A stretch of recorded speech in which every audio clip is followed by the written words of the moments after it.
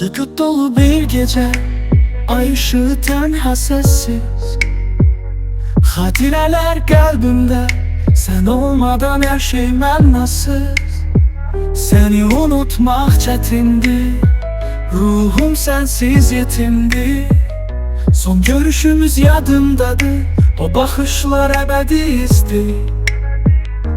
Sözlerimiz yarım kaldı, ümitler çiliklendi. Gözyaşları akarken sen uzaklaştın, ben tek kaldım. Bir gün yollar yakınlaşar, belki talihimiz yeniden barışar.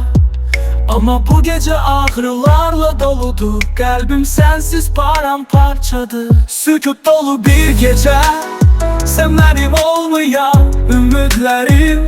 Hatirelerde yaşıyorsan, sonsuz bir sevda içindeyim sensiz.